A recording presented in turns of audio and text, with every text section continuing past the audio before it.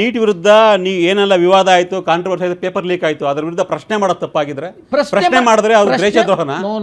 ನಾ ದೇಶದ್ರೋಹಿಗಳಂತ ಹೇಳ್ತಾ ಇಲ್ಲ, ಅಲ್ಲಿ ಫಾಲೋವರ್ಸ್ ನ್ಯಾಷನಲಿಸ್ಟ್ ಬಗ್ಗೆ ಮಾತಾಡ್ತಾ ಇದ್ದೀನಿ, ನ್ಯಾಷನಲಿಸಂ ಬಗ್ಗೆ ಮಾತಾಡ್ತಾ ಇದ್ದೀನಿ. ಸೊ ಅಲ್ಲಿರ್ತಕ್ಕಂಥವ್ರು ಯಾವ ದೇಶದವರು ಎಲ್ಲೆಲ್ಲಿದ್ದಾರೆ, ಏನೇನು ಅಜೆಂಡಾ ನಡೀತಾ ಇದೆ ಅದೇ ಹೇಳ್ತಿರೋದು. ಈಗ ಯಾವುದೇ ಒಂದು ಫೇಸ್ಬುಕ್, ಟ್ವಿಟರ್ ಅಥವಾ ಇನ್ಸ್ಟಾಗ್ರಾಮ್ ಯಾವುದೇ ಒಂದು ಅಕೌಂಟ್ ಇದ್ರೆ, ಈಗ ನನ್ನ ಅಕೌಂಟ್ ಇದ್ರೆ ನಾನು ಮಾತ್ರ ನೋಡಕ್ ಸಾಧ್ಯ. ನನ್ನ ಡ್ಯಾಶ್ ಬೋರ್ಡ್ ಅಲ್ಲಿ ಬರುತ್ತೆ ಅದು. ನನಗೆ ಈಗ ಒಂದು 5,000 ಜನ ಫಾಲೋವರ್ಸ್ ನನ್ನ ಫೇಸ್ಬುಕ್ಕಲ್ಲಿ, ಒಂದು 5,000 ಜನ 6,000 ಜನ ಇದ್ದಾರೆ. ಸೊ ನನಗೆ ನಮ್ಮಲ್ಲಿ ನಾವು ನೋಡೋದಾದ್ರೆ ನನಗೆ ಬೆಂಗಳೂರಲ್ಲಿ ಎಷ್ಟು ಜನ ಫಾಲೋವರ್ಸ್ ಇದ್ದಾರೆ, ತುಮಕೂರಲ್ಲಿ ಎಷ್ಟು ಜನ ಫಾಲೋವರ್ಸ್ ಇದ್ದಾರೆ, ಅದು ನೋಡಕ್ಕೆ ನನ್ನ ಕೈಯಲ್ಲಿ ಮಾತ್ರ ಸಾಧ್ಯ. ದಿಲೀಪ್ ಕೈಯಲ್ಲಿ ನೋಡಕ್ ಸಾಧ್ಯ ಇಲ್ಲ ಸರ್. ನೋಡಿ, ನಮ್ದೊಂದು ನ್ಯಾಷನಲ್ ಪಾರ್ಟಿ ಸರ್, ನಮ್ದು ಸಣ್ಣ ಪುಟ್ಟ ಪಾರ್ಟಿ ಅಲ್ಲ. ನಾವ್ ಏನ್ ಮಾಡೋದು ಅದು ನಿಮಗೆ ಸಂಬಂಧ ಇಲ್ಲ ಸರ್. ಸಂಬಂಧ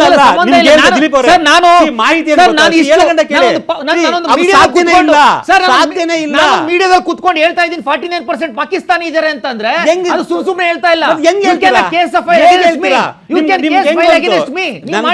ದಿಲೀಪ್ ಅವರೇ, ನಾನು ಸಿಂಪಲ್ ಸುಳ್ಳಾಗಿದ್ರೆ ಫೈಲ್ ಕೇಸ್ ಅಗೇನ್ಸ್ಟ್ ಮೀ. ಈಗ ಪ್ರಶ್ನೆ ಅದಲ್ಲ.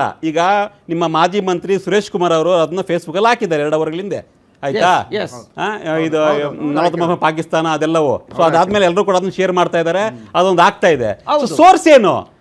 ಈಗ ಎಕ್ಸಾಂಪಲ್, ನೆನ್ನೆ ನರೇಂದ್ರ ಮೋದಿ ಅವರು ಇಟಲಿಗೆ ಹೋಗಿದ್ರು, ಮಾತಾಡಿದ್ರು, ಅವೆಲ್ಲ ಆಯ್ತು. ಇದು ಸೋರ್ಸು ಸರ್. ನೀವು ನರೇಂದ್ರ ಮೋದಿ ಅವರು ನಂಬ್ತೀವಿ, ನಮ್ಮ ಪ್ರಧಾನಿಗಳು ಅವ್ರು ನಂಬ್ತೀವಿ. ಇದು ಸೋರ್ಸ್ ಏನು? ನಾನು ನಿಮ್ಗೆ ಇನ್ನೊಂದು ವಿಚಾರ ಹೇಳ್ತೀನಿ ಸರ್. ಒಂದ್ ನಿಮಿಷ ತಡೀರಿ, ನಾನು ಇನ್ನೊಂದು ಹೇಳ್ಬಿಡ್ತೀನಿ ಸರ್. ಹೇಳಿ. ನೀವು ಒಂದು ವೀಕ್ ಮುಂಚೆ ಪೆಟ್ರೋಲ್ ರೇಟ್ 29 ರೂಪಾಯಿ ಜಾಸ್ತಿ ಆಗುತ್ತಾ ಅಂತ ಒಂದು ಕ್ವಶನ್ ಮಾರ್ಕ್ ಹಾಕಿ ಒಂದು ಪ್ರೋಗ್ರಾಮ್ ಮಾಡ್ತೀರಾ ಸರ್? 29 ರೂಪಾಯಿ ಆಗ್ಲಿಲ್ಲ, ಅದು ಸೋರ್ಸ್ ಏನು ಅಂತ ಕೇಳಿದಾಗ ಆ ಸೋರ್ಸ್ ಬರೋದಿಲ್ಲ. ಸುಳ್ಳಾಯ್ತು. ಅಲ್ಲ, ಸುಳ್ಳು ಅದನ್ನೇ ಹೇಳಿದ್ದು. ಅದಕ್ಕೆ ಕೇಂದ್ರ ಸರ್ಕಾರ ಒಂದು ಸ್ಪಷ್ಟನೆ ಕೊಡ್ತು. ಮಾಧ್ಯಮಗಳು ಬರ್ತಿರೋದು ಸುಳ್ಳು, ಯಾವುದೇ ರೀತಿಯ ಆತರ ಇಲ್ಲ, ನಾವು ಮಾಡ್ತಾ ಇಲ್ಲ ಅಂತ ಹೇಳ್ತಾರೆ. ಅದಾದ 4 ದಿನಕ್ಕೆ ಮತ್ತೆ 3 ರೂಪಾಯಿ ಜಾಸ್ತಿ ಪ್ರೋಗ್ರಾಮ್ ಮಾಡಿದಾಗ ಮಧ್ಯಾಹ್ನ ಕ್ಲಿಯಾರಿಟಿ ಕೊಡುತ್ತೆ. ಸಂಜೆ ಪ್ರೋಗ್ರಾಮ್ ಮಾಡ್ತೀರಿ, ಕ್ಲಿಯಾರಿಟಿ ಕೊಟ್ಟ ಮೇಲೂ ಪ್ರೋಗ್ರಾಮ್ ಮಾಡ್ತೀರಿ. ಈಗ ನೀವು ಹೇಳ್ತಿರೋ ನಿಜ ಹಾಗಾದ್ರೆ 100% ನಿಜ. 49% ಅದು ವಾಟ್ಸ್ಆಪ್ ಯೂನಿವರ್ಸಿಟಿ ಸರ್, ವಾಟ್ಸ್ಆಪ್ ಅಲ್ಲ, ಇಸ್ 100% ಡೇಟಾ ನಮಗೆ ಬಂದಿರತಕ್ಕಂತ ಸತ್ಯ. ಮತ್ತೆ 49% ಪಾಕಿಸ್ತಾನೀಸ್ ಇದ್ದಾರೆ, ಆಯ್ತಾ? ಮತ್ತೆ ಸರ್ ಇನ್ನೊಂದು ಕೇಳಿಸ್ಕೊಳ್ಳಿ ಸರ್, ಈ ಕಾಕ್ರೋಚ್ ಬಗ್ಗೆ ಹೇಳ್ತೀನಿ, ಕೇಳಿಸ್ಕೊಳ್ಳಿ ಸರ್. ಮೇನ್ ಡೇಟಾನೇ ಕೇಳಿಸ್ಕೊಳ್ಳಿಲ್ಲ ಪಾಪ. ಈ ಕಾಕ್ರೋಚ್ಗೆ ಏನೋ ಪಾಪ ಕಾಕ್ರೋಚ್ ಅಂತ ಮಾಡ್ತಾ ಇದ್ದಾರೆ. ಇಲ್ಲಿ ನಡೀತಾ ಇರ್ತಕ್ಕಂಥದ್ದು ಯಾವ ಕಾಕ್ರೋಚ್ ಬಗ್ಗೆ ಮಾತಾಡಿದಾರೆ ಅಂತಲೂ ನಾವು ಡಿಸೈಡ್ ಮಾಡಬೇಕಾಗುತ್ತೆ. ಅದು ಬಿಜೆಪಿ ಕಾಕ್ರೋಚ್ ಬಗ್ಗೆ ಮಾತಾಡ್ತಾ ಇದ್ದಾರಾ, ಕಾಂಗ್ರೆಸ್ ಕಾಕ್ರೋಚ್ ಬಗ್ಗೆ ಮಾತಾಡ್ತಾ ಇದ್ದಾರಾ, ವಿ ಡೋಂಟ್ ನೋ. ಬಟ್ ಎರಡು ಬಗ್ಗೆ ಮಾತಾಡಿದ್ದಾರೆ. ವಿಚಾರದಲ್ಲಿ ನೀಟ್ ವಿಚಾರವಾಗಿ ಬಿಜೆಪಿ ಪ್ರಶ್ನೆ ಮಾಡಿದ್ದಾರೆ, ಭ್ರಷ್ಟಾಚಾರ ವಿಚಾರವಾಗಿ ಕಾಂಗ್ರೆಸ್ ಪ್ರಶ್ನೆ ಮಾಡಿದ್ದಾರೆ. ನಿಜವಾದ ಕಾಕ್ರೋಚ್ ಜನತಾ ಪಾರ್ಟಿ ಅಂತ ಏನಾದಿದ್ರೆ ಕಾಕ್ರೋಚ್ ಅಂತಕ್ಕಂಥದ್ದೇನು ಸರ್? ಇವ್ರು ಹೇಳಿರೋ ಪ್ರಕಾರ ಜಿರ್ಲೆ ತಿಂತಾ ಇರ್ತಕ್ಕಂಥದ್ದು ಎಲ್ಲವನ್ನ ತಿಂದಾಗ್ತಾ ಇದೆ. ಇಟ್ ಮೀನ್ಸ್ ಈ ಜಿರ್ಲೆ ನಾವು ಇಲ್ಲಿರ್ತಕ್ಕಂಥ ಭ್ರಷ್ಟಾಚಾರವನ್ನ ಮುಗಿಸ್ತೀವಿ ಅಂತ ಹೇಳ್ತಾ ಇರ್ತಕ್ಕಂಥದ್ದು. ನಾವು ನಿಜವಾಗ್ಲೂ ಸಹ ಭ್ರಷ್ಟಾಚಾರ ಮುಕ್ತ ದೇಶವನ್ನೇ ಮಾಡ್ತಾ ಇರ್ತಕ್ಕಂಥದ್ದು. ನಾನು 2014ಕ್ಕಿಂತ ನಡೆದಂತಹ ಅಷ್ಟು ಭ್ರಷ್ಟಾಚಾರಗಳು, 2G ಸ್ಪೆಕ್ಟ್ರಮ್ ಆಗಿರ್ಬೋದು, ಕೋಲ್ಗೇಟ್ ಹಗರಣ ಆಗಿರ್ಬೋದು, ಕಾಮನ್ವೆಲ್ತ್ ಹಗರಣ ಆಗಿರ್ಬೋದು, ಎಲ್ಲವನ್ನ ನಾವು ಅದ್ರ ವಿರುದ್ಧವಾಗಿ ಜನ ಆದೇಶ ಕೊಟ್ಟರು.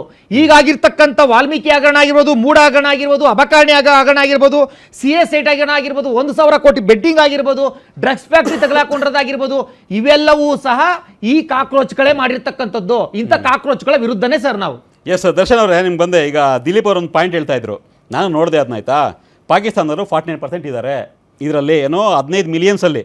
USA ಅವರು 14% ಇದ್ದಾರೆ, ಬಾಂಗ್ಲಾದೇಶ್ ಅವರು 14% ಇದ್ದಾರೆ, ಇಂಡಿಯಾದವರು 9 to 10% ಮಾತ್ರ ಇದ್ದಾರೆ, ಉಳಿದಂತರೆಲ್ಲ ಹೊರಗಿನ ದೇಶದವರು. ಇದೊಂದು ಟೂಲ್ ಕಿಟ್ಟು, ದೇಶದ್ರೋಹಿಗಳು ಹೊರಗಡೆಯಿಂದ ಮಾಡ್ತಾ ಇದ್ದಾರೆ ಅಂತ. ಪಾಪ ಇನ್ಫಾರ್ಮೇಷನ್ ಯಾರು ಕೊಟ್ಟರೆ ಗೊತ್ತಿಲ್ಲ, ಅವರು ನಾವು ಹೇಳಿದಲ್ಲಿ ನಿಜ ಅಂತಿದ್ದಾರೆ.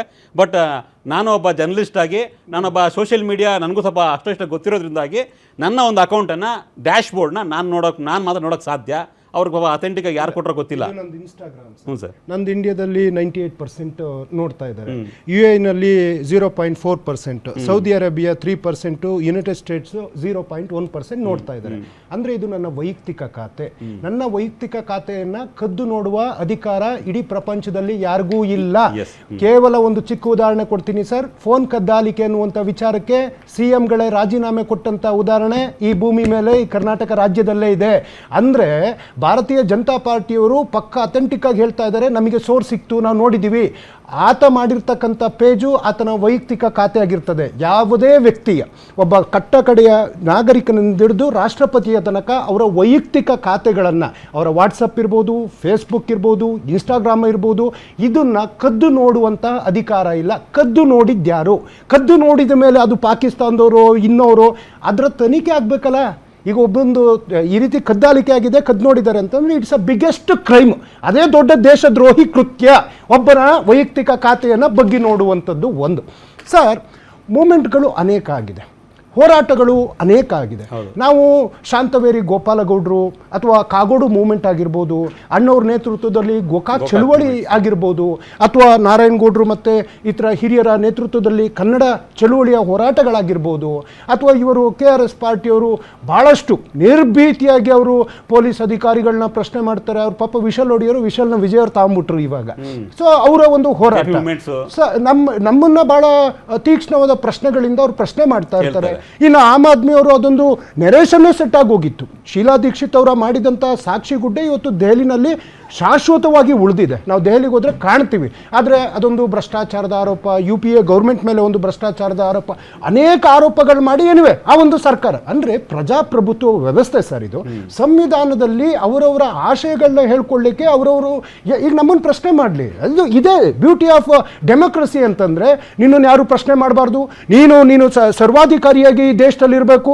ನಿನ್ನ ಪ್ರಶ್ನೆ ಮಾಡಿದರೆ ನಿನಗೆ ಪಾಕಿಸ್ತಾನ ಲೇಬಲ್ ಹಾಕ್ತಾರೆ, ನಿನ್ನ ಪ್ರಶ್ನೆ ಮಾಡಿದರೆ ನಿನಗೆ ದೇಶದ್ರೋಹಿ ಲೇಬಲ್ ಹಾಕ್ತಾರೆ, ನಿನ್ನ ಪ್ರಶ್ನೆ ಮಾಡಿದರೆ ಈ ದೇಶ ಬಿಟ್ಟು ಹೋಗು ಅಂತಾರೆ. ಅಂತಂದ್ರೆ ಸ್ವಾಮಿ, ನಾವು ಸಂವಿಧಾನದಲ್ಲಿ ದರ್ಶನ್ ಅವರ ಇನ್ನೊಂದು ವಿಶೇಷ